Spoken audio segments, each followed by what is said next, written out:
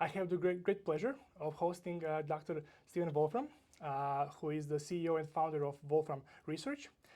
Dr. Wolfram is a brilliant mathematician, physicist, and computer scientist. So Dr. Wolfram, thank you so much for your time. Sure.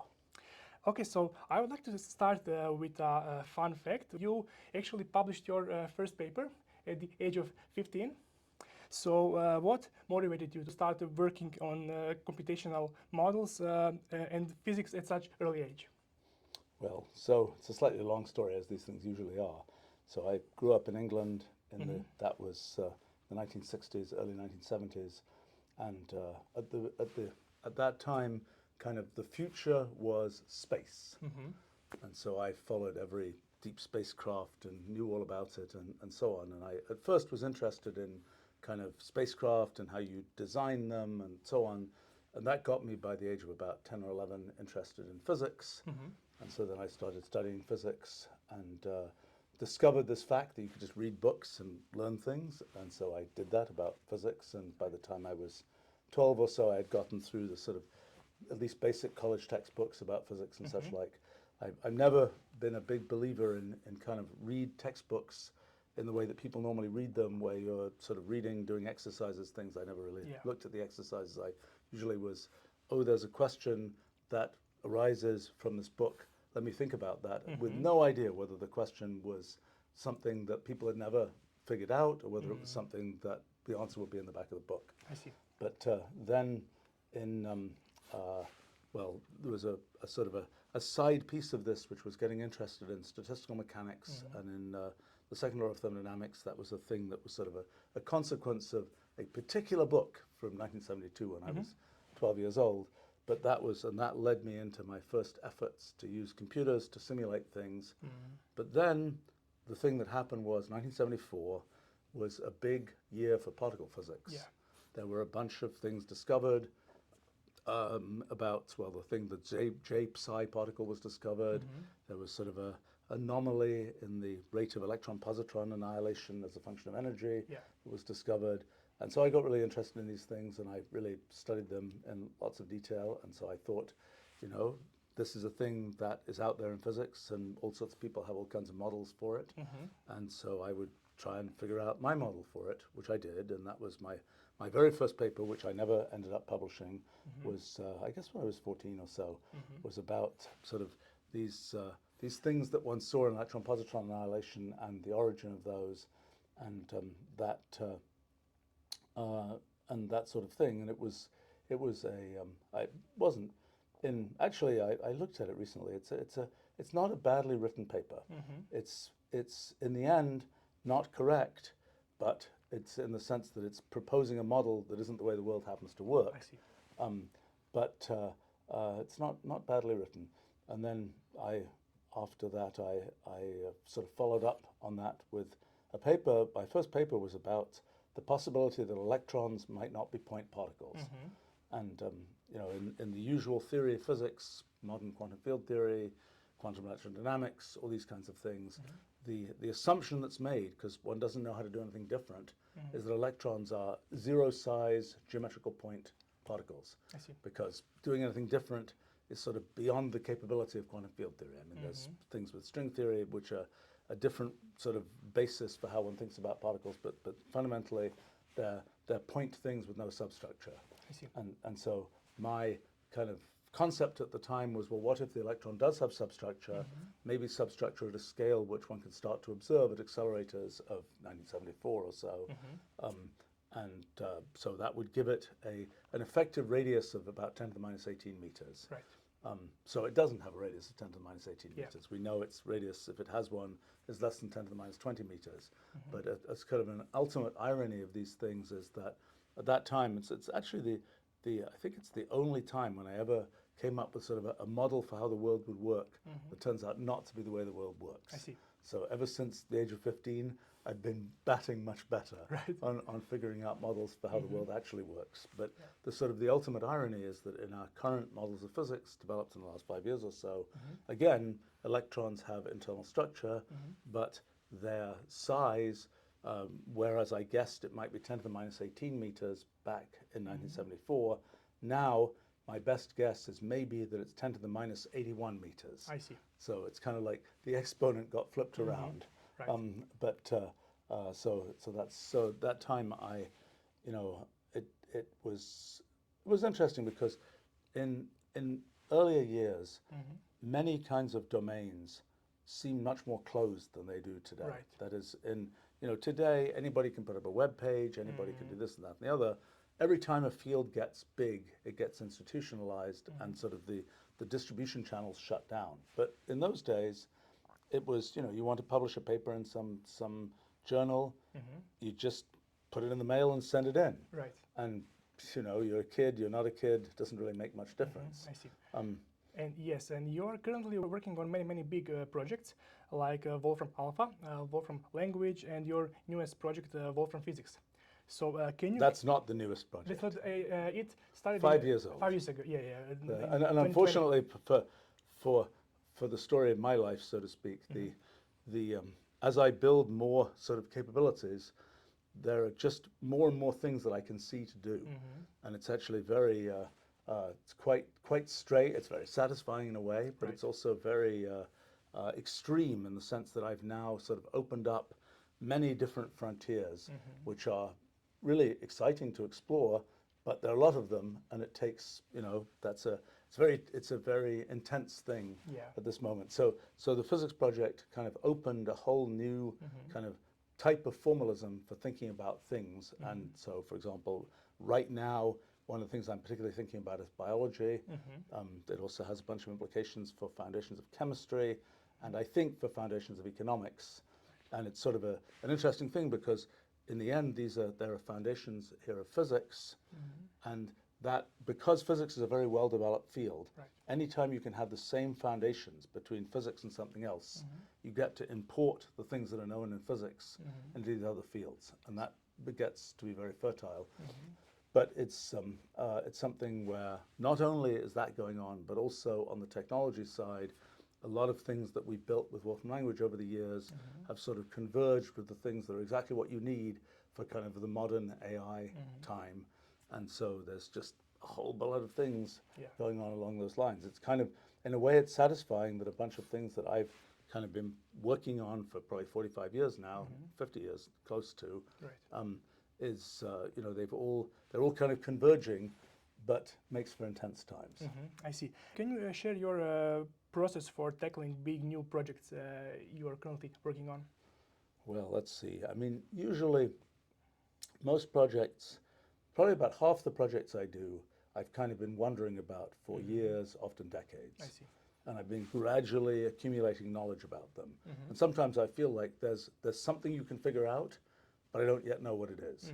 And I feel like I don't even know what methods I need to be able to solve those problems. So an example right now is I've been working on the foundations of biological evolution, which is a subject that I looked at back in the mid-1980s and didn't really make much progress with it.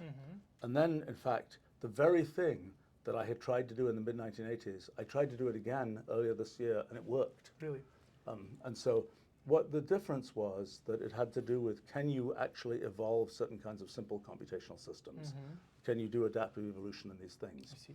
And when I tried this in the mid-1980s, I just didn't push very hard. I figured it doesn't do anything. I push it, I try and make it adapt. It doesn't really, it doesn't get anywhere. So it doesn't get anywhere, I'm going to give up.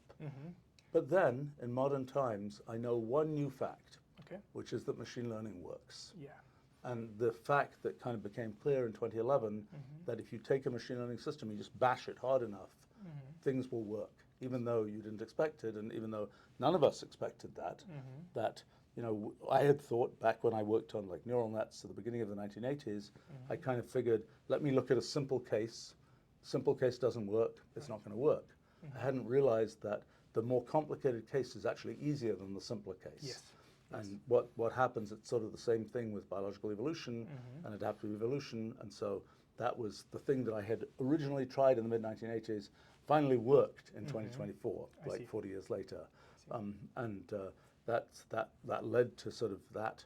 But in a sense, that project is informed by the fact that I've paid attention to, foundations of biology for nearly 50 years. Yeah. And I had the experience just recently of going to a conference about sort of foundations of biological evolution, and I realized that I last went to a conference on the same subject 40 years ago. Oh, really? There's a small overlap of people, but sadly, many of the people from the previous conference are now dead, but they were sort of the leaders of that field back in the mid-1980s.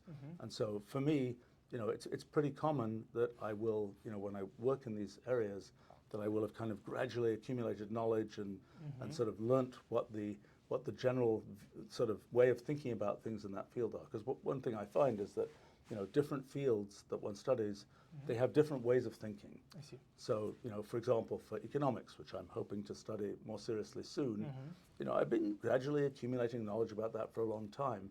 I don't feel like I really understand the way of thinking about that. I see. I mean, in biological evolution, I have understood the way of thinking about it. Of, you show me an organism, I'll tell you why it is that way, because it's, that's been the traditional view of biological evolution. I don't think that view is correct, but that's, at least I understand fairly well that view. And I understand the methods that people have used, and it's kind of exciting because, there have been very few formal methods that one could use to study biological evolution. We just kind of got a boatload of new formal methods for studying it, which are, I was just today I was realizing, was telling the people I'm working on it with me that this will spawn 1,000 PhD theses. All right. It's very fertile and very comparatively low-hanging fruit, and we get to pick. I will have written probably a couple of hundred pages about this, but that's only picking the very first fruit from this area, and it's. But I think in general, probably half the things that I work on are things that I've long intended to work on.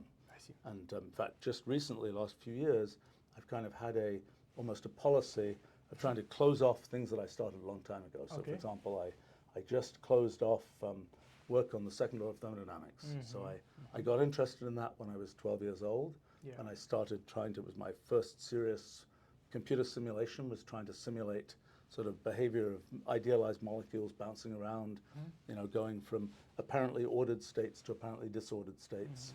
It didn't work out that well at that time, although if I had had better intuition, which I got a decade later, I would have realized that the thing I did back then was actually more interesting than I thought it was. I see. But so it went. But then I finally, tried to understand the second law. I finally think I have sort of the whole picture, and I produced this book about the second law, and that was kind of a 50 years in gestation project. Right. The second law is an example of a fundamentally computational law of nature. Yeah.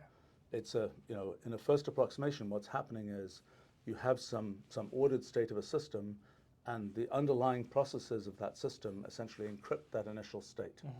And for observers like us, we're unable to do the decryption. So to us, we just say, it looks random. Now, if you have a system that's, for example, quite small or has some particular characteristics, you will be able to do a certain amount of that decryption, and you will not believe in the second law. The second law won't be effectively true for that case. So, the second law, I think, and it's sort of interesting historically, because I really traced the history of this. I like to understand when I do projects.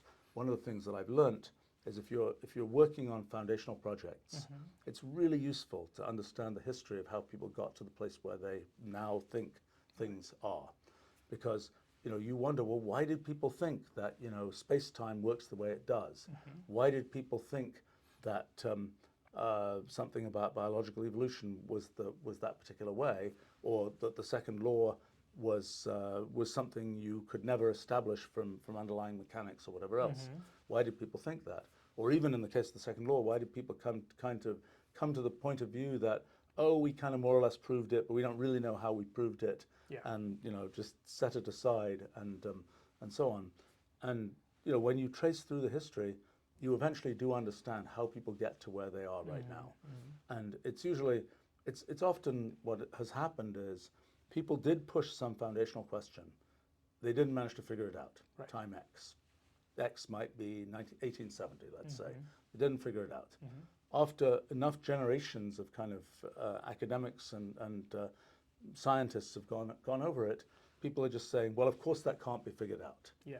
And then the field kind of goes on, kind of building itself around that thing which nobody talks about because, oh, we know it can't be figured out. But it's useful to understand that that's what happened, Right. because then if you have a way to drill into that thing that couldn't be figured out, you know, you're also kind of not naive about the tower that got built, assuming it couldn't be figured out. Right. And I found it very useful. I mean, you ask the approach to working on big projects and big sort of questions. One of the things is understand the history. How did people get to the place where they now are? I mean, the other thing that is a meta point is that it's often no more difficult to attack the foundations of something than to attack some detail, you know, way up in the kind of tower that was built on those foundations. Right. But the fact is, most people kind of don't have kind of the I don't know what it is, maybe it's just the arrogance, the confidence or something to say, wait a minute, just because people have been not figuring this out for 100 years doesn't mean I shouldn't try and figure it out. Exactly. You know, I think that's been something which over the course of my life I've sort of gradually developed more confidence in the idea that, you know, earlier on I was mostly working on things where nobody had tried to figure it out, where it was kind of open territory. Yeah. I think in more recent times I've been looking at a lot of things where people did try to figure it out, they gave up, often 100 years ago or more, and now the question is, can you make progress? And usually the answer is, yes, you can make progress, and you can make progress because the methods, tools, and the intuition that we have now are different from what they were when people last looked at this 100 years ago or whatever. And it's particularly, for me, the kind of whole story of computation and both the intuition one gets from computation and the practical tools that I've spent much of my life building to actually do computational things, let one just sort of barrel forward in a way that was completely impossible before. And where, you know, people, and a lot of our physics project, for example, kind of starts from this realization that there's a way to think about discreteness of space, which people had imagined that space was discrete. In the first couple of decades of the 20th century, most physicists believed that space was discrete. But they didn't have kind of the tooling necessary to see how to make that work. And now, you know, 100 years later, we do have that tooling. And so it's actually, in a sense, not difficult once you have that tooling. And I think the other thing that happens is there's a question of, do people learn the tooling? And it's something, you know, I notice, like, for example, right now, I'm realizing I'm trying to figure out, when am I going to do some really interesting piece of science that makes use of LLMs? Okay. So, you know, I've studied LLMs. LLMs themselves are interesting science. The way that they work is interesting science. But the question is, what can I do in science using that as a tool? Right. So to give an example, you know, back in the day, you know, I started off using computers to do algebraic computation in the 1980s, actually 70s. That was what I realized only very recently, like a week ago, which is terrible that the history was so obscure to me, is I wondered, so after I used computers to do algebraic kinds of things, next sort of, for me, big breakthrough in using computers was using them to kind of study how simple programs behave and make visualizations of this, you know, array of black and white cells evolving according to some simple rule and seeing, you know, what happens. And that was, the important thing there was kind of getting intuition about what happens in the computational universe from observing these particular visualizations. I see. And the thing that I had not realized until a week ago when I was talking to some historian of science who's trying to study some of the things I did a long time ago, that I gave, the exercise that I had for them was, what was the connection between my efforts in doing algebraic computation by computer and my efforts in studying simple programs and doing computer experiments and learning things from visualizations. And I finally realized it, which is that when people use computers to compute just a few numbers, which one did in the 1970s, and one would, you know, compute with a computer 10 numbers and one would plot them on a, you know, in graph paper or whatever else. That wasn't enough to let one engage one's intuition. That was just, there are a few numbers and it's a curve and it increases. But when you have algebraic expressions, there's a lot of internal structure. Exactly. So a lot of what I did in those early years was kind of recognizing these patterns in algebraic expressions and knowing there's the sequence of algebraic expressions that works this way, so I can guess that there'll be this kind of form that was often in particle physics and so on, that there'll be this kind of form that emerges when you do an infinite number of these algebraic expressions. Yeah. And so I realized that, this is like a week ago or something, I realized that, that actually that fact that I could get intuition from doing something with a computer was a thing that then was obvious to me when I was doing these kind of computer experiments and visualizations. Right. It was obvious because I had happened to have that piece of history, but it wasn't, the fact that it was obvious to me hasn't been obvious to me Right. in nearly 50 years, I see, so I to see. speak. But now you can kind of go back and see why that connection existed. And what I've noticed is that a lot of the things I've done that kind of, I've been doing technology, I've been doing science, et cetera, et cetera, et cetera. The technology is informed by the science. The science is informed both by the tools made from the technology and the way of thinking that comes from the technology. And I've been sort of, with our physics project, for example, I was kind of, had this very strange feeling because I realized that the fact that that project was doable was a consequence of this tower of things that, were built over many decades, and, particular features of my life, any one of which, had they been different, that project would not have been possible. I see. And so it's kind of one then feels there's quite a lot of responsibility that one's in this sort of unique place where this particular thing happens to be possible. Yes. So it's like, don't be lazy and not do it, so to speak. This is the one opportunity one has, and maybe 50 years there'll be other opportunities, but that's not for me, so to speak. Right. How do you see your Wolfram Language and Wolfram Alpha go together with LLMs? Well, we've just been building something which will come out in hopefully a few weeks Okay. that I've been using quite a bit. So LLMs are good at kind of doing things like constructing language that's like language that's been seen before. And what they can't do is kind of raw computation. I mean, and one of the things that one realizes, and what I've learned from actually studying how LLMs work, and what's really going on there and why they work, is they're doing sort of broad but shallow computation, probably much like we do. Just like humans, if you say to a human, run this piece of code in your mind, nobody can do that in any serious depth, and nor can LLMs. Right. What we've built over the years with Wolfram Language is something that can run computations, but also that has an organization of the world, has a way of kind of making the world computable, so that there's kind of a representation of chemicals and cities and all these kinds of things in precise computational terms. And so it's really a wonderful complement to the story of LLMs, that those are sort of broad but shallow, and I guess Wolfram Language is broad but deep, and deep in a way that is not, it doesn't have the sort of layer of humanization that one has with something that can generate, long essay in natural language, but it has a depth that is, in a sense, very non-human. I see. It's doing things that humans can't do. I mean, had we jumped straight from pre-1600s to LLMs, we probably wouldn't have built science. Right, I see. Because it's kind of like you could go from common sense philosophical reasoning about the world, and then you can do it really fast with an LLM. But what ended up actually happening is we built this whole formal tower of science that originated mostly in the 1600s, and now we've got that tower, and there's a lot of stuff we can do with it. And what we built in Wolfram Language is the things that you can do with that tower.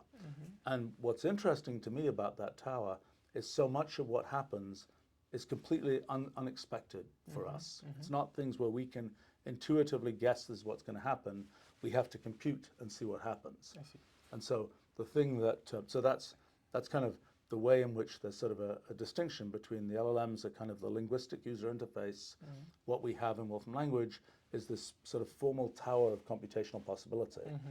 The thing that we've been working on actually for the last, well, since the beginning of last year, actually, and the pieces of it got released a long time ago now, is the ability to use use LLMs and a bunch of other technology as a way to have sort of a conversational be able to have a conversation along with your computation. And it's just started really working, and I'm now using it all the time. It's really kind of remarkable. You can ask it something that is very general. You say, I have this graph, and I want to know how can I tell whether this graph is how the graph is segmented. Okay, and it will go and it'll give a bunch of it'll figure out sort of what islands of computational possibility we have defined in Wolfram Language, which represent the ones that humans have been interested in, and then it will basically be able to trot out, oh, if you're thinking about that, you should look at this and this and this, and it can synthesize Wolfram Language code that does those things. And what's really interesting about that is you can read that code. So in the idea of, oh, I'm going to get the LLM to write code for me, and then I'm just going to plug it into my program and be happy. That doesn't work terribly well, partly because when you say in English or whatever, do roughly this, you're not being very precise about what you want. There is a precise representation. There is a precise computational representation. There might be 10 of them that represent different possible interpretations of what you said. Right. If you don't understand what those are, then you're never going to be able to sort of build that tower in a reasonable way. You're going to have said, well, I said roughly this, and it did actually that. It wasn't quite what I intended it to be, and the whole thing doesn't work.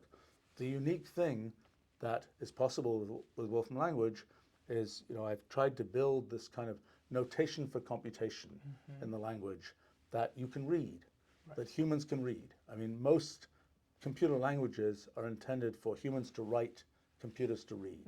Wolfram Language is intended for humans to write and to read, and computers to write and humans to read. It's kind of a communication channel for precise computational ideas. And I'd had that notion for many decades, and now we really have a fantastic use case for that. And it's really quite wonderful. I mean, I've been amazed at how well, it's a complicated piece of technology that's very unpredictable how well it will work. I mean, whether in practice, when you try and use it, is it going to be useful or is it just going to be annoying? And it's super useful. And it's, I was just, yesterday I was writing a bunch of things, and it was a piece of Wolfram Language code that, I can write quickly, but it didn't work. So I just asked the LLM, why didn't that work? Right. And it gave me 5 reasons it might not have worked, and one of them was correct. Oh, really? So it's like, then I fix it, and it takes a second, and then on I go. And and that saved me, I probably would have been staring at this piece of code for, well, several minutes at least, trying to figure out what went wrong. And it could tell what went wrong. Now, it has the advantage in that particular case that it can read a bunch of internal telemetry that got generated by the system that humans would find, it's probably 1,000 lines of crud that humans will just like, oh, I don't know what the heck is there. Whereas it is perfectly happy to pick through that and notice certain anomalies or whatever else. Right. And that informs how it manages to say what's wrong, so to speak. I see. So what do you think, when can we expect to see artificial general intelligence? And are LLMs like the first step towards AGI? I'm not sure what one means by AGI. AGI. I mean, I think so I know what the traditional story is, but I think people, if you say, I want a thing that's like a human, well, machines are built differently. They exist in a different environment. Their fundamental components run 1,000,000 times faster than our brains. They have, it's like when people were trying to sort of run Turing test things, and they connected 15 years ago, they connected Wolfram Alpha to those things. Right. You could immediately tell what was the machine and what was the person. You just have to ask it a bunch of weird questions. If it can answer them, it's a machine. So it's, that means that this question of having a general intelligence that's like a human, you end up, you'll keep on saying, well, it doesn't have this characteristic, it doesn't have that characteristic. The only thing that has all the characteristics is a human. Right. Now, if you say, well, what's the generalization of intelligence that might be sort of beyond what humans have, then it really depends what you mean by intelligence. Because the fact is that, when it comes to computation, in our brains we have 100 billion neurons and they're firing every millisecond or something, and that's a certain amount of computation. If we look at almost any system in the natural world that has a bunch of molecules in it, there's vastly more computation going on in that system with a bunch of molecules than there is in our brains. But yet we say the computation that's going on in our brains, that's really meaningful to us. The computation that's going on with these molecules bouncing around, well, that's just physics. Yeah. And it isn't, so it's not aligned with kind of our way of thinking about things. And in the end, we have this inner experience of what we're thinking, and that's, and each of us has that separate inner experience, presumably. Right. That's the thing that we're extrapolating. But where we get to, if we extrapolate that, and if we say, let's generalize that, let's see what is the bigger thing that it's not clear where one gets to. So, one thing to think about is, for example, let's say we had 1 trillion neurons instead of 100 billion neurons, or 100 trillion neurons. How would we think differently? We already know that there are things like human language, which is sort of the big invention of our species that presumably the cats and dogs and things don't have. Does that arise at a certain size of brain? And then what happens at larger sizes of brain? Now, you say, well, there are some things, I have some ideas about what might happen at larger sizes of brains. And it's a little bit humbling because it's kind of like, you're a dog, there's a human, there's compositional language in humans. Can you even conceptualize what's going on? And the answer is, well, maybe not completely. And that means that what's happening is, you imagine that sort of higher intelligent AI or whatever it is, and a lot of what it's doing is things that we humans just don't, it's like we don't know what's going on. Just like in much of nature, we don't know what's going on. We can make natural laws that attempt to make a bridge between what's actually going on in nature and what we can sort of conceptualize in our minds, but it's just a bridge. It's not the whole story of what's going on in nature. And so we can fully expect that, and it's already true, of your typical AI is doing lots of things that we humans don't understand. Now, the parts of what it does that we care about are this little thin area of sort of interface of common interest between what we think about and what it thinks about, so to speak. And so, this question of can we, there's two questions. Can we make something that does everything a human does and then more? Can we make something that in some, way of thinking about computational density or something does more than humans? Certainly yes on the second thing. The problem is much of what happens, what will be done, is stuff we humans don't care about, at least not right now.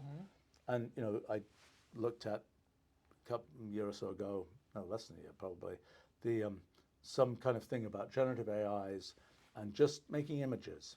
And you can make images which you can describe with words, like a cat in a party hat was my main example.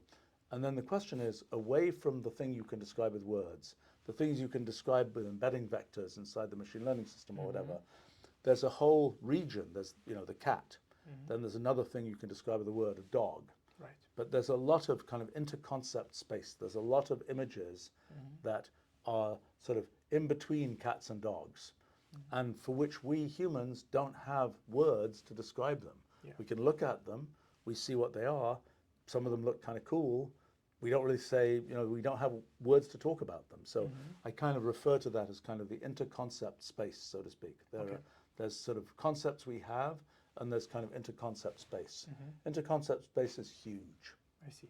And as we, as a species, kind of evolve our thinking, we're gradually colonizing more of interconcept space, just as we're gradually colonizing a little bit more of interplanetary space, so to speak. So, that's kind of the progress of our civilization can be kind of measured in the colonization of more of this sort of interconcept space. But that's for us. If an AI just jumps and says, I can tell you all these things about what happens in this interconcept space, it's like we're going to say, we don't care. This is so it's a little bit of a complicated thing to discuss sort of what happens, what the AIs can do versus what we care about versus what nature does versus what's possible in the computational universe. There's a lot that's possible in the computational universe, and the question of what parts of it we choose to explore is a very human choice. Right. And I think one of the things people wonder about is kind of, what will the humans do? when this or that thing gets automated, what will the humans do? Well, the good news is there's sort of an infinite frontier of things that can be done. Yes. And so the question is, well, what do you choose to do? And a lot of the things that open up, as you see in the history of automation and so on, a lot of the things that open up are things that involve sort of more human choice. And in a sense, there's always a frontier of all the infinite things that you could do, which ones do you choose to do? And that's a necessarily human thing, because there's no abstract correct answer. The correct answer will be perhaps do everything, Right. but we don't get to do everything because we have finite minds, and we're not going to be able to capture the everything that happens. So for us, there might be all kinds of things happening in nature, for example, but we don't care about those things because we're taking just that thin slice that we can kind of get into our finite minds, and that's the experience that we have. That's what we end up caring about. So I think it's a kind of it's a weird type of thing. I mean, I know in my own lifetime, so to speak, from when I was a young kid and reading about sort of robots of the future and so on, and this is the amazing thing that they'll be able to do, and then we'll know we have AI. Right. Well, over the years, I built some of the things that people said, oh, when it has this, then we'll know we have AI type thing. And then once you built it, you say, that's just a piece of engineering. That's not, there's no magic there. And there isn't any magic. And I think there's one of the things that came out of science I've done, this principle of computational equivalence idea. There is in the end no magic to sort of intelligence. It is merely computation. And it is computation that has been, it's computation sort of organized in a way that, for example, is aligned with the way we care about things. But if you say, what's the generalization of that? How do you make the bigger version of it? You end up with sort of just computation. Right. Let me get back to your Wolfram physics model. So does your model suggest that the space-time and quantum mechanics come from more fundamental computational processes? Yeah, so I mean, the idea of the model is to find the machine code for the universe. And I think we managed to do that. I mean, I think it's a long way from that machine code to things that you can readily measure, and things where, my friends who have big telescopes and particle accelerators and so on can go actually look for this or that thing and say, aha, we found this or that thing. It's a long way to go to get to that point. Right. We're steadily going there, but it may be a while. But in terms of sort of the conceptual side of things, I feel very confident that we kind of now know how the machine code of physics works, machine code of the universe works. And has many implications. It has many implications that are sort of have been thought of as philosophical, metaphysical, and so on. Has many implications that are thought of as sort of mathematical physics, and it's really an exciting thing. I mean, the starting point, I suppose, is something that people have argued about since antiquity, which is, is the universe discrete or continuous? Are things made of atoms, or is everything kind of flowing like water? Right. And one didn't know that for matter until the end of the 19th century. At that point, it became clear, yes, there really are molecules, matter is made of discrete things, etc. Same thing for light. At that time, people assumed the same would be true of space, but it didn't work out at that time. Right. And so people then take the point of view, well, space is something where it's just like Euclid said, you can just put a point anywhere in space, and space is not made of anything. Yeah. Well, so the sort of starting point of our physics project is that's not true. Space is made of something. Space is made of a large number of kind of atoms of space, discrete things that you can think of as sort of discrete points, and the only thing one knows about those points is how they're related to each other. And so from that you generate this big graph, or actually hypergraph, of relations. And then the next thing that's sort of a surprise is one had been kind of used to the idea that space and time is sort of the same kind of thing. That space, you move around, there are coordinates, time, there are coordinates. Well, we can't actually move in time, we're inexorably pulled through time, but still we can describe it just with coordinates. But then what happens is that in our models, time is something very different from space. Time is the kind of computational rewriting of this hypergraph that represents the structure of space. Right. And in our models, the other thing that's sort of, I think, perhaps metaphysically interesting is there is nothing in the universe except space. And every feature of the universe is a feature of space. So when you have particles, or black holes for that matter, they are features of the structure of space. Just like one might say in a fluid, you know, it's just a bunch of molecules bouncing around, but we see that little eddy moving through the fluid, and it's a thing, but it's a thing that's just made of the same stuff that the whole fluid is made of. It's just a feature that we pick out. And so it is, I think, with particles and everything in our universe. And so kind of the concept is it's this hypergraph that represents space and everything in it, and time is this progressive rewriting of that hypergraph according to simple rules, and then relativity emerges as a feature of what happens when you look at sort of these causal graphs of events in that kind of setup. And then the big surprise that I actually knew in the 1990s was that when you have this sort of rewriting of graphs thing, that, well, to give an analogy, in fluid dynamics, underneath it's a bunch of molecules bouncing around. But from those microscopic molecular collisions, there is a macroscopic thing that emerges, which is the equations of fluid mechanics. And so the question is, when you have this network and hypergraph rewriting and all that kind of thing, what emerges on a large scale? And the answer is what emerges is Einstein's equations for the structure of space-time. I see. And so that's kind of, that's a little clue that one might be on the right track, because it's quite non-trivial that that should emerge. And what then happens, well, there's the story of sort of what happens in space-time, there's the story of what happens in quantum mechanics. When you have these rewritings, one of the things is that there isn't a unique path of rewritings. There's not a unique sequence of rewritings. There's what we call a multi-way graph, where you have different possible rewritings that can be done. And you have kind of two different rewritings, and there's sort of a branch in the path of history, and then perhaps there's a merge because two different rewritings can end up with the same state. Yes. It's kind of like if you're playing a game like tic-tac-toe, there are different moves you can make, and each move takes you to a different state of the game. It can be the case, so from a given game state, you might have two different game states. That's kind of a branch in this multi-way graph. From two different game states, you fill in that extra square and you get back to the same game state. So that's a merge in this graph. So you get this multi-way graph that branches and merges, but for our universe, those are branchings and mergings of threads of history. And essentially the essence of quantum mechanics is this phenomenon that, unlike in classical physics, where sort of there's a definite path of history, in quantum mechanics, there are these many branching and merging paths of history. People have thought about things like many worlds, quantum mechanics. They tend to only think about the branching, not the merging. I see. And that turns out to be, seems technical at first, but turns out to be really quite critical in understanding what's going on. Right. And so what then happens is that it's sort of a funny thing, because when we think about fluid dynamics, the reason that we believe in fluid dynamics is because we're pretty big compared to molecules. And we see, when we are looking at a fluid, we're aggregating the effects of many, many molecules. And so that's what leads us to believe in fluid mechanics. Well, when we look at these different paths of history, there's something similar that happens, which is our minds are part of the system that is branching and merging and so on. So what ends up happening is that in our minds, we have already aggregated many branches of history.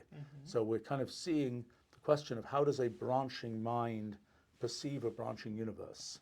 And the story of that seems to be the story of quantum mechanics. I see. I mean, we know that our multi-way graphs, perfectly reproduce sort of quantum information, quantum circuits and so on. They're actually a somewhat more efficient way of dealing with what you can figure out with quantum circuits. I think maybe a year ago now, one of the guys who was working on this won some competition for quantum circuit optimization, which was done purely by compiling the quantum circuit into multi-way graphs, using theorem-proving methods on multi-way graphs, and then going back, which is a good way of knowing that your model actually does reproduce what is already believed to be the way things work in quantum mechanics. Our model for quantum mechanics, though, has one very important extra piece, which is that it actually provides sort of the mechanics of the measurement process. In traditional quantum mechanics, it's like, well, there are all these threads of quantum processes going on, and then there's this thing from the 1930s, and then there's a measurement, and we just project everything to this particular state, and so on. And there's no discussion of how that measurement actually happens. Right. And so when you're trying to think about something like quantum computing, then there's this question of, well, you get some advantage by having all these separate threads, but then you have this measurement process. and how much effort does it take to do that measurement process? Because what is the measurement process? It's going from all those separate quantum threads to that one uniform sort of classical thread that fits in with the way we think about things, because we believe that definite things happen. So it's not good enough to, if our brains were operating right there at the quantum level, we'd be perfectly happy with saying we're playing with all those quantum threads and we're experiencing all those separate quantum threads, but that's not how our brains work. Our brains have a lot of mechanisms to kind of, filter us down to this one thread of experience. And that one thread of experience, that how do we knit things together to that one thread of experience? That's the essence of what's happening in quantum measurement, and one hasn't known how difficult that process is. Right. I mean, in fact, in the history of this, back in the beginning of the 1980s, I happened to work on quantum computers, actually with Dick Feynman, who was also interested in these things, and there's a whole story about that to do with a company we both consulted for in Boston and so on. Okay. Anyway, long story, but at the time, I think, well, I certainly concluded, and I think Dick Feynman concluded the same thing, that you could gain things by using quantum mechanics, but you would lose things through this measurement process. Right. But we didn't understand how the measurement process worked. We still don't completely understand it, but we're getting closer. And it's then possible to kind of see sort of what you gain, and then what the sort of the cost of measurement. And actually, one of the things I'm kind of interested in is if I look at practical efforts to make quantum computers, they're full of, oh, we have a noise floor we can't get rid of, oh, we have this decoherence effect, et cetera, et cetera, et cetera. If the engineering has been done well enough, those things may be pretty close to some fundamental limit. And the question is that fundamental limit something that is actually accessible from our models? And we kind of suspect that it might be. Right. And so although it's kind of an interesting thing, because it's this happens quite often in science. There's the thing you think you're going for, which is making a quantum computer. Yeah. And there's the thing that's actually the most interesting piece of science, which is the difficulty you have in making a quantum computer. And people focus on the thing that they thought they should focus on, and they kind of ignore the thing that actually is perhaps the most interesting thing. I mean, I know in my own efforts in studying simple programs, for example, back in the beginning of the 80s, people had studied all kinds of systems, whether it's the digits of pi, the distribution of primes, things like that. In all of those cases, people had said, well, for example, with the distribution of primes, we want to prove prime number theorems. We want to prove things about the regularities in the distribution of primes. Yeah. The most interesting thing, in some sense, about the distribution of primes is its apparent randomness. But that's not what people had concentrated on. And so my own efforts and things that led to, for example, ideas like computational irreducibility is realizing that the thing people ignored was actually the most interesting thing, and the thing that people were focusing on. And I suspect that will be the case with quantum computing as well. And now when you mentioned the problem with measurement in quantum computation, what do you say when some scientists say that quantum mechanics is wrong? It's like an incomplete theory. Not really. Not really. So you disagree? There's much to be figured out about the measurement process, but we're certainly on a track to be able to do that. Right.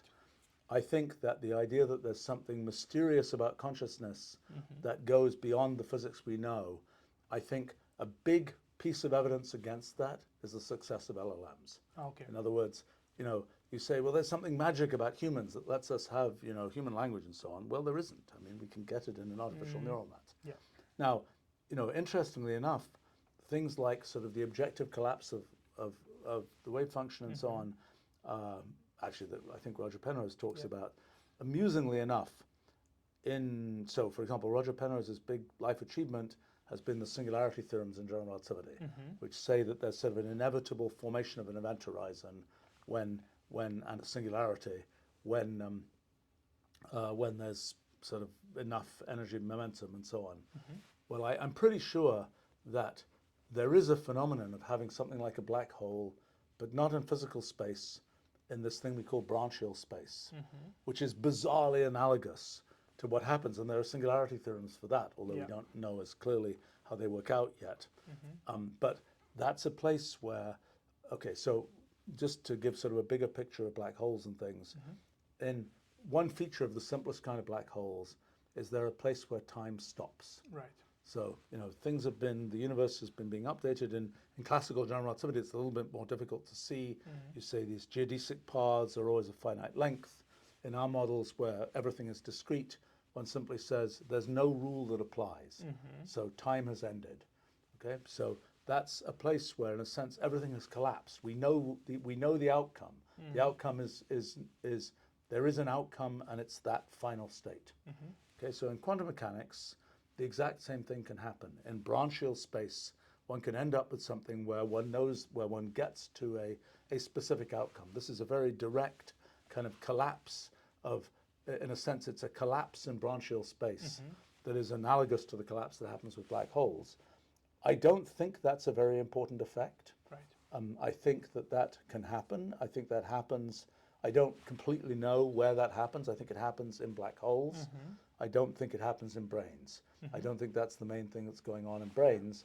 I think what's going on in brains is kind of the big thing is the equivalencing of many different states of the world. So we observe some image, for example, lots of photons fall on our retinas, but yet what we conclude is just the thing that says there's a chair there, there's a this there. We don't pay attention to the individual photons and so on. Yes. And that process of equivalencing is the sort of essence of the process of observation.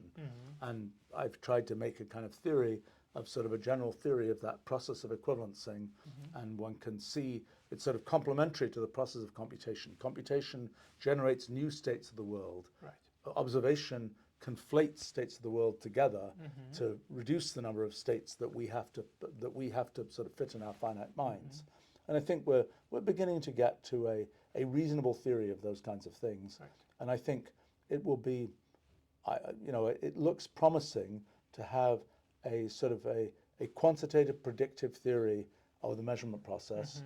And, it is my guess that what we will discover is that there are certain limitations on measurement. Just like, if we're doing, observing things with a telescope or something, it's eventually limited by diffraction. Right. There is probably an analog of that in the way that quantum measurement works. It may be related to this thing we call the maximum entanglement speed, which is the maximum kind of speed at which effects can propagate in branchial space, in the space of possible branches of history, analogous to the speed of light in physical space. So if we're really lucky, we'll be able to get all this kind of backroom data of all the different quantum computing efforts that have been done. We'll plot them on some curve, and we'll measure the maximum entanglement speed from that. I think I'm not completely optimistic that's going to work, because I don't think one's reached the sort of perfect engineering limit yet. But maybe one will see something there. I mean, it's like there are cases like what happened with black body radiation in 1900, where you can, again, one was lucky in that case to be able to see something at a scale where, yes, one could detect that there were individual photons, so to speak. Similarly, one was lucky with Brownian motion to be able to, although it took 100 years from the time when Brownian motion was first observed to the time when it was interpreted in terms of discrete molecules and so on. But one was lucky enough to be at a scale where it was actually possible to see those things. And whether that will be the case for us with, for example, the elementary length in sort of the discreteness of space in this time or centuries from now, if people are still paying attention to these things, then if entities are still paying attention to these things, whatever that might mean, if we're lucky, it's something that will happen, in this generation, so to speak. Does your hypergraph model explain quantum entanglement different than general quantum mechanics? I think so. I mean, it has, the notion of entanglement is strangely direct. There's this multi-way graph, and there are these different threads of history, and they are correlated. Right. And that's pretty much the story. Yes. Now, the question you might ask is, this multi-way system is completely deterministic. There's one multi-way system. It's formed, right? So the question is, well, why is there anything probabilistic in quantum mechanics? And the answer, I think, is the following thing. So if we think about physical space, and we say, why do we observe what we observe in physics? Well, we observe what we observe partly because we're where we are in the universe. And the laws of physics might be the same at different parts of the universe, but the details of what we observe depend on the fact that we're sitting in this, in this place on this planet, et cetera, et cetera, et cetera. And so it is in branchial space. That is, that in different places of branchial space, different things will be observed to happen. But the critical fact is, the reason that we humans agree on lots of things about the cosmos or whatever is because we're all sitting on the same planet. Yeah. And if we were living near some quasar thing, we'd probably have very different views about the night sky. It's not dark. It's whatever. But so the fact is that I think that all human minds, we're all close, not only in physical space, but also in branchial space. And that's why we believe in a kind of objective reality. And if we were if we were different places in physical space, we believe different things are happening. Different places in branchial space, we'd also believe different things were happening. But because we are, we were kind of born nearby in branchial space and we don't move that fast in branchial space. It's kind of the same thing in physical space. We have mass, for example. We don't go at the speed of light, which we would if we didn't have mass. If we went at the speed of light, we wouldn't have this coherent view of the universe that we have, that we're all sitting in the same place. My guess is it's the same kind of phenomenon in branchial space, although we don't understand as well how that works. And although actually the role of probably mass itself is somewhat similar, because what ends up happening is, in physical space, the presence of energy momentum and mass has the effect of deflecting paths of things. So the shortest path, if there's no kind of mass around, will be a straight line. The shortest path when there is mass and energy, which in our models is essentially the activity of rewrites in this hypergraph, when there is a high density of rewrites, then these shortest paths will no longer be straight lines, they'll be deflected. That deflection is basically gravity. And what's kind of amazing is that in branchial space, the same thing happens. The presence of energy momentum deflects paths. The question is, what is the significance of the deflection of a path in branchial space? What we suspect, although the math is not all tied down yet, is that in physical space, we know what position is. In branchial space, position is effectively quantum phase. And so what's happening is the presence of energy momentum deflects paths in quantum phase. So then in the sort of foundations of quantum mechanics, the Feynman path integral says that it's all about e to the I times the action. And that's telling you how the quantum amplitudes vary with action, which is essentially just a relativistic version of energy momentum, the Lagrangian density. And so that so what it's saying is the deflection of paths in physical space, which leads to gravity, is the same fundamental phenomenon as the deflection of paths in branchial space, where it leads to the path integral. So it's a fairly remarkable thing that in the end, general relativity and quantum mechanics are actually the same theory, but played out in different kinds of space. So which is a very, very cool thing. And it kind of explains why things like these holographic principles that relate kind of things in general relativity to things in quantum field theory work out, and so on. Many I's to dot, T's to cross. It'll be there's a decent sized group of people working on kind of the physics and the mathematical physics of all of this, but it's going to need to be much more work before we can really fully nail this down. I mean, for example, I have a project right now to build what I call infrageometry. So, normally when you build physics, you start thinking about, you have space, and space is ultimately kind of a Euclidean type of thing. It's a manifold where if you look microscopically enough, you'll see little pieces of Euclidean space. And in our models, that's not the case. When you look microscopically, you'll see a hypergraph, which might not look at all like Euclidean space. And so the question is, can you build geometry up from this microscopic hypergraph rather than microscopic Euclidean space? And there's a lot one doesn't know. I mean, so for example, there's dimension becomes a dynamical kind of thing. So things are not just three-dimensional and we just say it's three-dimensional. There can be these fluctuations in dimension, and that leads to questions like, what's differential geometry like in 3.1 dimensions? People learn univariate calculus, they learn multivariate calculus. They don't learn the calculus of 3.2 variables. Right. And no such thing has been developed. And so we have to do that. And that's kind of part of the foundations of what's needed to kind of build up to the things we need to understand sort of the physics that we can actually observe in telescopes and things from our physics project. You believe that we will be able to quantize gravity? I think that that's, I mean, in our models, that's really a straightforward thing. I see. And so in our models, it's kind of, you know, that correspondence between physical space and gravitational processes and quantum processes is immediately there.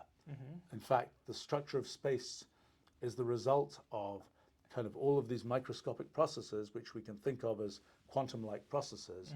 The actual existence of space is a consequence of these processes which are kind of knitting together these different parts of space.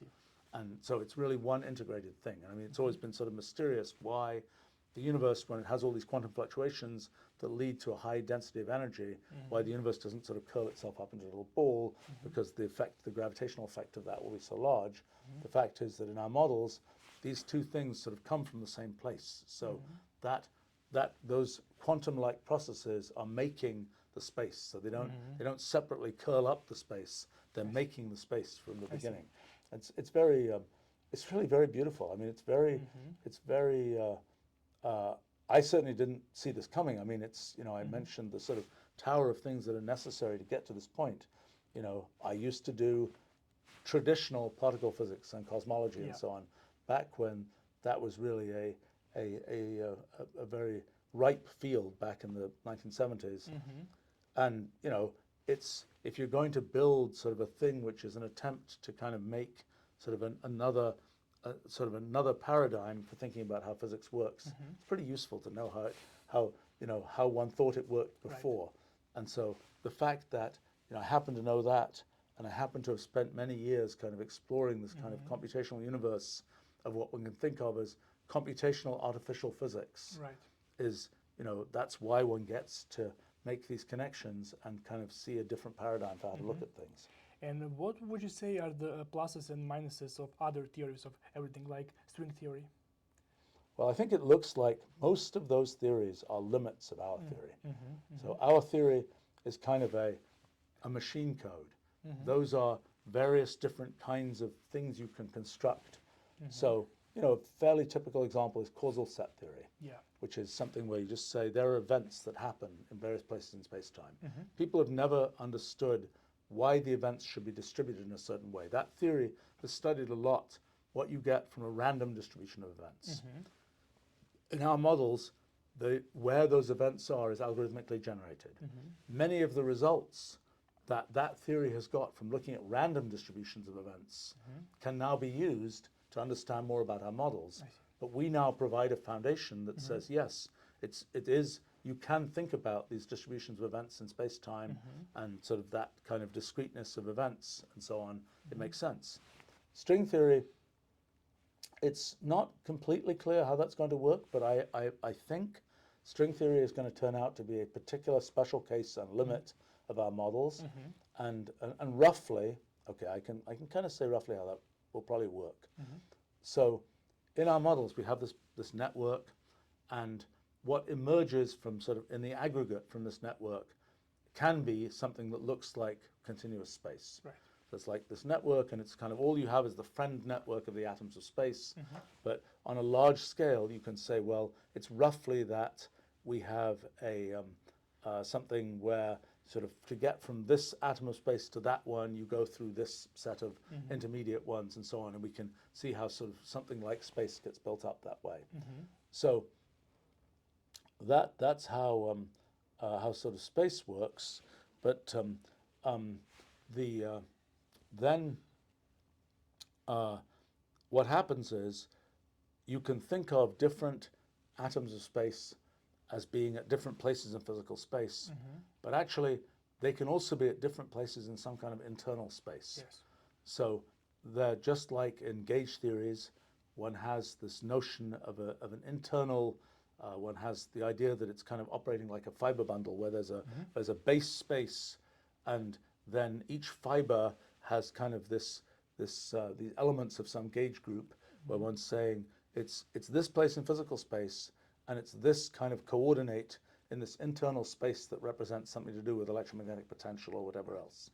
Okay, so what you're doing is decomposing this hypergraph and its evolution process into something which is associated with physical space and something which is associated with this internal degrees of freedom.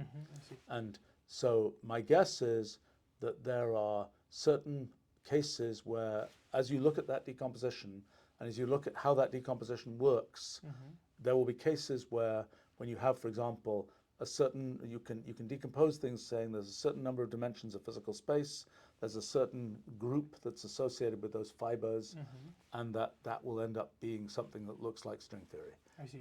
I would guess, and I would guess it's a particular limit, it's a particular prong of all the possibilities that you know is probably a rather, I would suspect in that particular case, it's a rather fragile sort of limit of things. But you know what's really pretty cool is that all these different approaches, that they all seem to plug into this kind of underlying machine code. Right. And in a sense, it's not surprising, because in the limit of that underlying machine code is this object we call the Roolead, which is the entangled limit of all possible computations. And so in a sense, it's not surprising that all these different particular kinds of computations fit into the Roolead. Right. But what is interesting is what makes physics be the way physics seems to be to us is that we are observers of a certain kind embedded within this Roolead. And so as we try and make models of physics, we're as much studying the effect of observers like us within the Roolead. And these different sort of approaches to mathematical physics have taken what amount to sort of assumptions about us as observers, observing the same thing about the structure of all possible computations. And so my guess is that everybody will be a winner in some sense, that all these things are kind of limits of this same underlying structure, and the question of which one is the more important thing to look at depends on our nature as observers or what aspect of us as observers we choose to emphasize. What about the consciousness?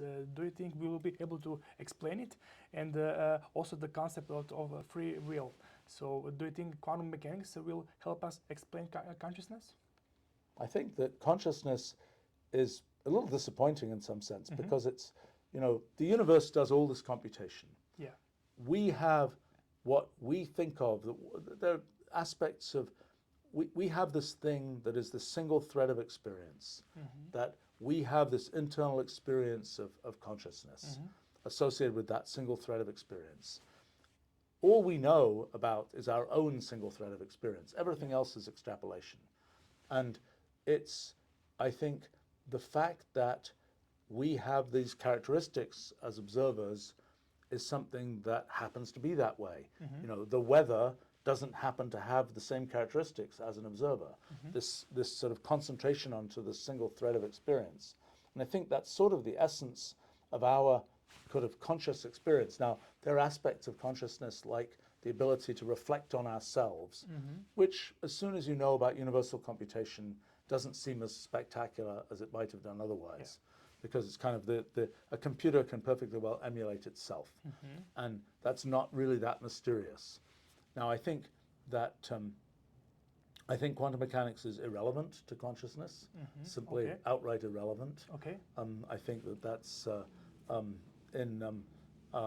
you know, I think that it is a necessary part of this whole theory of how everything works. But let me say that I think the essence of consciousness is actually an avoidance of the fundamental phenomenon of quantum mechanics. That is, our consciousness is very much about having a single thread of experience. Quantum mechanics is about having many threads. We could imagine being quantum brains able to follow many threads. It's not how our actual brains work.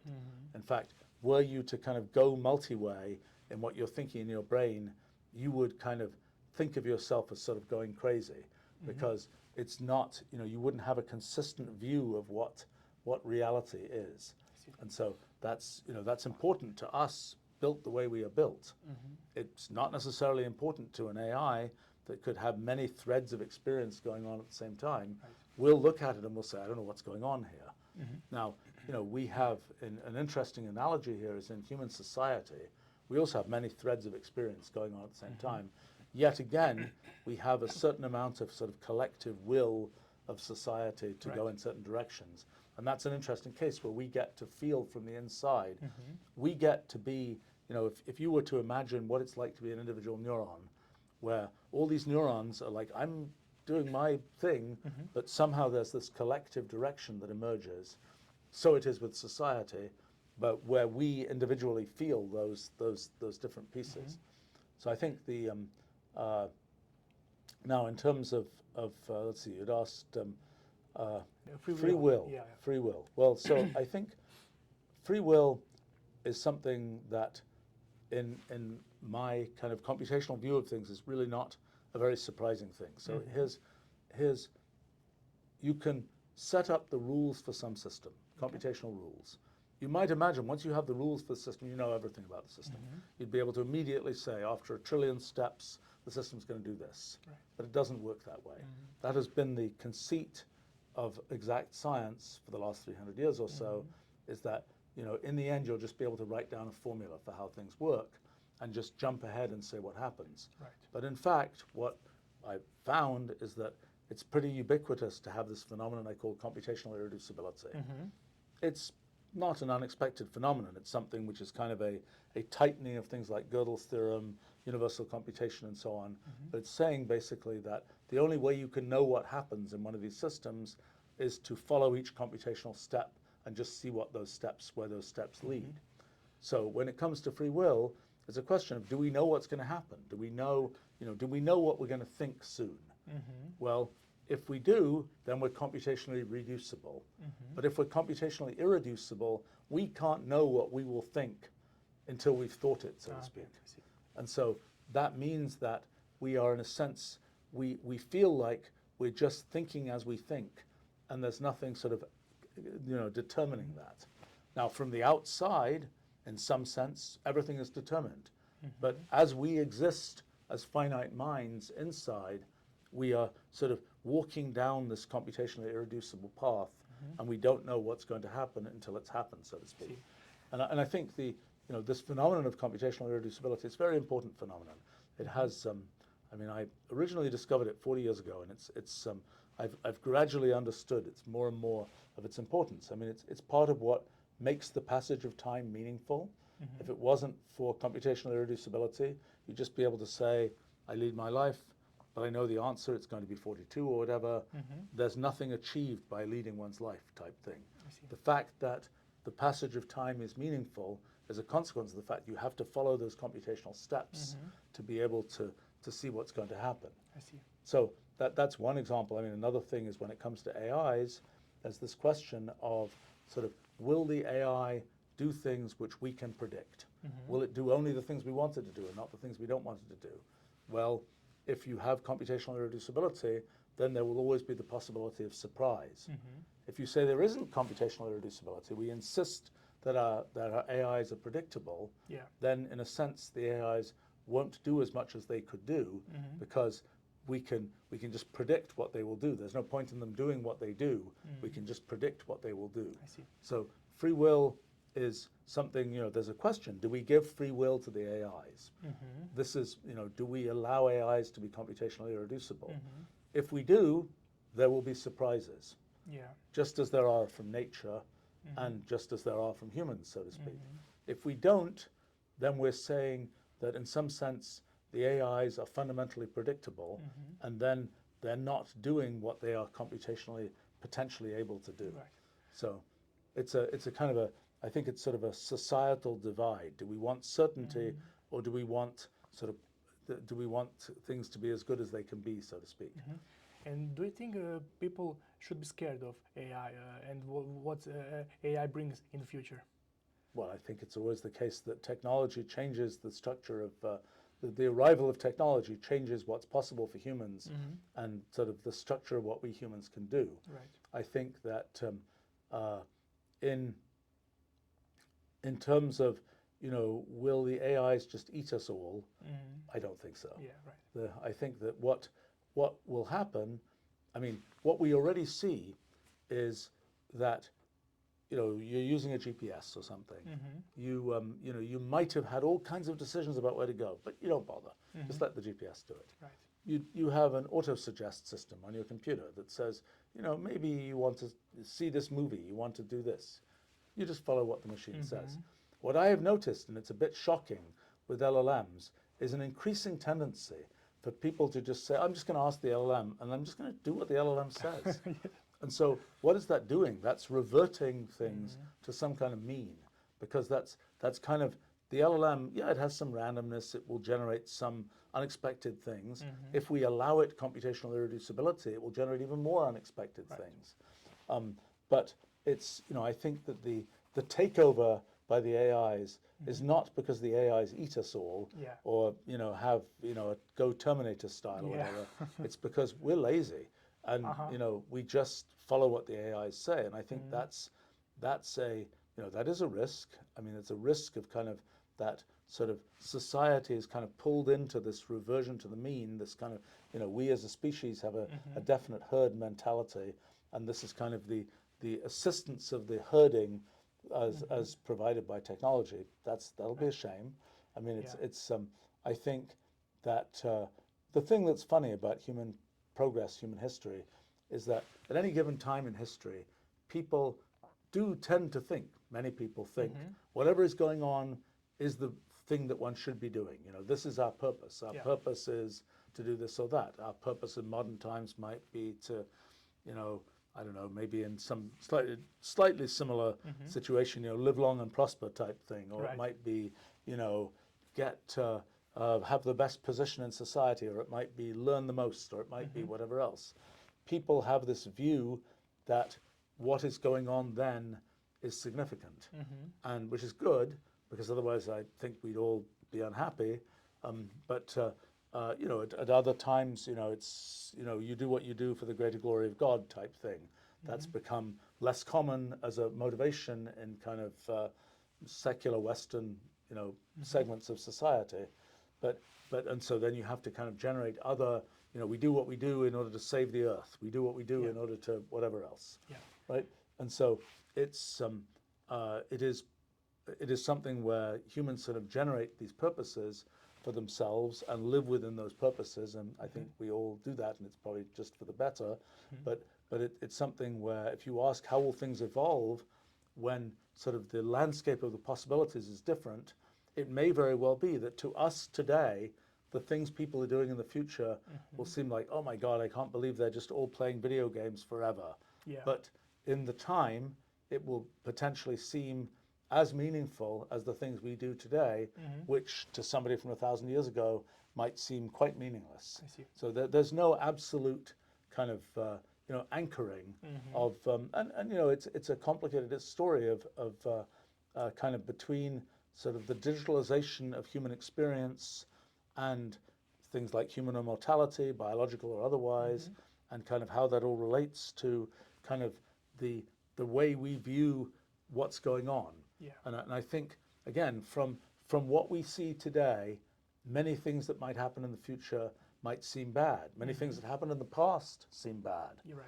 But in the time, they seemed like what they seemed like, so to speak. And at any given time, people will say, oh, there's terrible things happening. And other people will say, oh, there's good things happening. Right. But that's sort of invariant, independent of the different things that end up happening. So it's, I think, if we were to look from today and we would say, oh my gosh, all those humans are just following the auto-suggests and their brains have been uploaded to digital things and they don't have, there's this characteristic, there's this thing that was just amazing, that was, making your own quill pen or something, that was just the amazing, enriching human experience, which they don't have. It looks bad from now, but that's not to say that it looks bad from the future, so to speak. So I think it's a slightly complicated story. Right. So looking back on your book, A New Kind of Science, what do you consider the biggest takeaway? Well, people ask me what was the point of New Kind of Science, and I explain that, well, it's this kind of computational view of the world, and they say, well, in fact, this happened to me on several podcasts I've done in fairly recent times. People are saying, well, but what's it like? It's like then they say, oh, I guess it's a new kind of science. I see. I say, yeah, that's why I called the book that. Yeah, I see. I mean, it's really, the main takeaway has been that this view of how you model nature and the things you try to achieve in modeling nature, of finding sort of formulas for how the world works, computationally reducible formulas for how the world works, that's not the whole story. Right. And there's a different story, a new kind of science, as I said for the title of the book. It's really funny that people, it's happened several times that people, in trying to describe what is this, they realize that's what it is. And it's like, okay, I'm glad I called it that. Right. But in any case, the thing that has happened is, which I kind of knew would happen, I even said it in the preface to the book, things which at the time seemed completely shocking and unbelievable now seem obvious. I see. And for example, the idea that one can base models of things on programs rather than equations, that's just happened. I mean, new models of things are usually based these days on programs, not on equations. So in 30 years, we've had this kind of transition from what had been the sort of the norm for 300 years. It's happened rather silently, Right. but it's happened.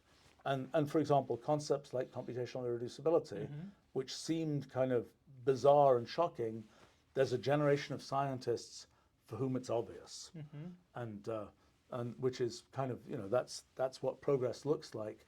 That's what happens when there's sort of a shift of paradigms. Things which were sort of shocking at first become obvious later, and are just the things that are the foundations for what you build on. How do you see your legacy in terms of your contributions to the science and humanity in general? I don't really look that much at, I'm one of the things, I have watched many careers. I have studied many pieces of scientific biography, historical biography. I think one of the traps is to try and figure out sort of computationally reducibly, so to speak, what the path ends up being. I think for me, one of the things that's important is I work on things that I think are interesting and that I can see can be attacked with the methods that I have. And I never really think, is this going to be the most important thing I've done or something trivial or whatever? And it would be very hard to predict which things are important, ends up having, what kind of legs. I think that there are different kinds of things that I've tried to do. I mean, there are things that I've tried to do that are more in the nature of take what exists in the world and understand why it works that way. Right. And there are things that are more in the nature of build a thing like computational language, where you went from nothing to a thing that was arbitrarily built. And then there are things that I've done that are sort of more expository, where it's kind of understand things from some point of view. Right. And I think that those all have a little bit of they have different arcs of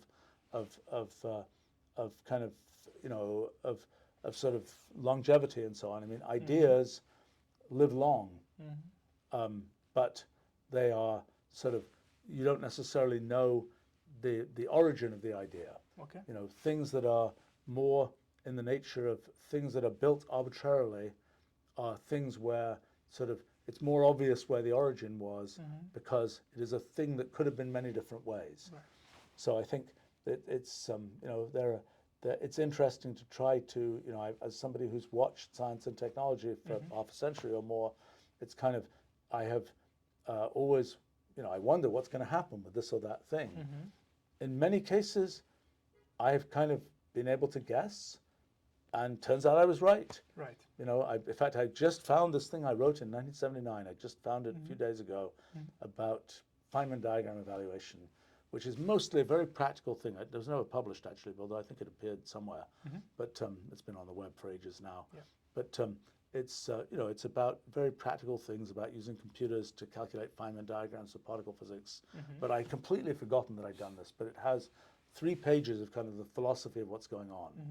And it's really kind of amusing because it's talking about kind of the way that one can make deductions from the forms of algebraic expressions and so on, thing I was mentioning earlier. And it reads just like the pitch that people have for modern amplitude hedron kind of types of things in physics. and it's kind of funny that, you know, yeah, okay, so, I mean, I knew that was the direction to go. I did not have tools at the time to get very far with it. And I also didn't think in the end, I got more interested in these more foundational things. And actually we have a project right now that will effectively get back to those kinds of things. Right. But it's one of these things where I felt like many things I can kind of plainly see, like the transition from models based on formulas to models based on programs. I knew from the beginning of the 80s that was going to happen. Right. And you know, I was not surprised. Yes, I I mean, you know, the idea of computational language, the idea of representing the world computationally, using computation as kind of a something that is not mathematics, it's not mathematical notation, it's a kind of computational notation. I know that's the future. Right. It's also some of the present, but it's much less of the present than it will be in the future.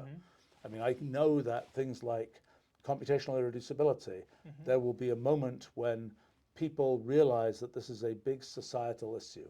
And it, by the way, maps into other kinds of big societal issues that people have already sort of been aware of in the past, about sort of whether you run things by sort of central control or whether you can't do that, those kinds of things. It happens to be sort of aligned with those questions, but it becomes something which, you know, you might have thought it's this obscure sort of thing in the foundations of computation, but actually it's something that becomes a very central issue. I mean, I think one of the things that's been sort of the most shocking to me, in the sense of many shocking things about computational irreducibility, is cryptocurrency. Okay. Because what happened in the 80s, I was talking about this idea about irreducible computation, that you kind of have to do the computation.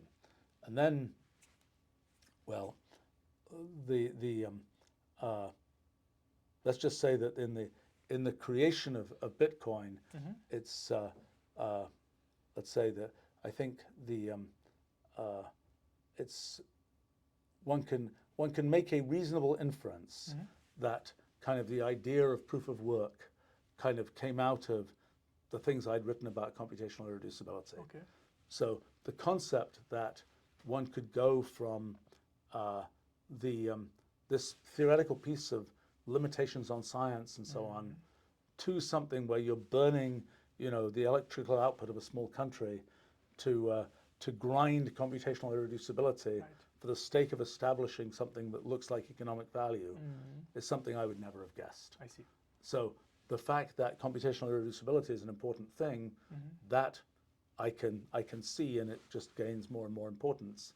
The fact that there's that application was as unseeable, I think, as seeing word processing would have been from the invention of Turing machines. I see.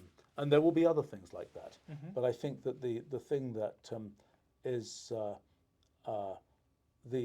I mean, there are these sort of big strands of what one can see happening. I mean, the rise of computational X for all X is a very clear trend.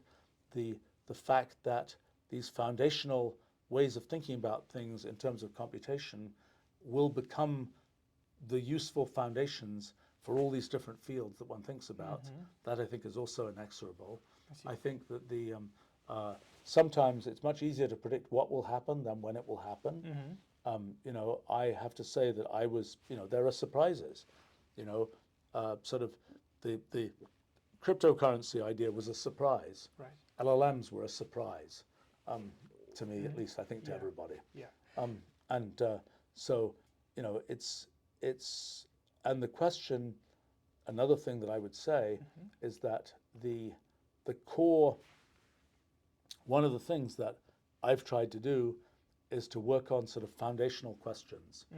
And one of the things about foundational questions is if you kind of get them right, it's inevitable that much will be built on them. And so it's kind of, but sometimes it takes a while. Yeah. I mean, there are things where, you know, I'm looking at 40 years and counting for some things. I'm looking at, you know, some things which I invented, you know, 45 years ago, where it's, you know, you can see slow growth, but, you know, inexorably there'll be a huge tower, but it'll take a while. Right. And the final question, what do you enjoy most outside of your scientific work? Do you have any hobbies or something similar? Well, you know, the story of my life is that everything that was a hobby becomes a profession. I do what I like to do, and the things that I do are, I have a variety of things. So what I do as a day job is run a tech company. Yeah. And that turns out to be something that is a great sort of mechanism for turning ideas into real things. It's a very good it's a great piece of leverage for turning ideas into real things. Yeah. And I kind of, I suppose I've been doing science as a hobby. I used to do science for a living and do technology as a hobby. I've done kind of science as a hobby. I have probably 2 other major hobbies. Am I forgetting something? Okay. One hobby is history, and I'm sort of interested in the history of ideas, and I find kind of really that plays into both my understanding of science and my understanding of technology, because history is the best predictor of the future, so to speak. And that's important if you're trying to set strategy. If I didn't know the history of technology, my ability to correctly predict what to bet on, so to speak, in current technology would be much lower. Yeah. If I didn't understand the history of science, my ability to pick the right strategy for where to pursue in science would be less good. But I also just find the intellectual effort of history interesting, and I'm very interested in people.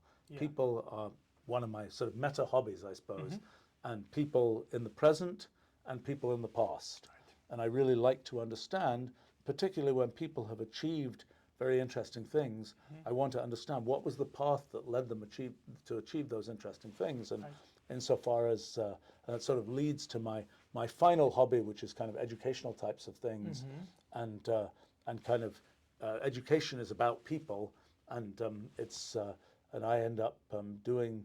Well, I kind of have a hobby of dealing with, I guess I have one sort of somewhat organized hobby, which is we do these summer schools and summer research programs for high school students and some things for middle school students. Yeah. That's I haven't been a professor in, nearly 40 years now, but that's my moment of sort of extreme professoring every year, where I get to make up 150 projects for people, and sometimes they turn into whole careers, which is really cool. Yeah. And I think so that's one thing. I've also do a bunch of kind of mentoring of typically 2 categories of people, CEOs and kids. Okay. And the kids, both of those categories are people who believe that anything is possible, and it's always it's funny how similar the issues are between whatever it is. Somehow I end up with, I would say, very high-end examples of all of these, and the paths have been interesting. And it's always insofar as I'm interested in people, which is a very useful attribute if you're running a tech company. It's companies are made of people, and not everybody who runs companies thinks in terms of people. Sometimes you can run a company in a way that's very kind of cut and dried as far as the people are concerned. I mean, there are probably aspects of our company which for me are cut and dried, and I don't care about them, things to do with the sort of commercial infrastructure of things and so on. It's not something, it's just like, it's cut and dried, it does what it does and so on. But the people side of it, I find much more interesting, and there's much more kind of, much more one can kind of do in developing people, figuring out how to connect people to projects, figuring out what's possible given different kinds of people, and also, I suppose being interested in people makes one probably more patient with the foibles of people, because it's like, at least that's interesting.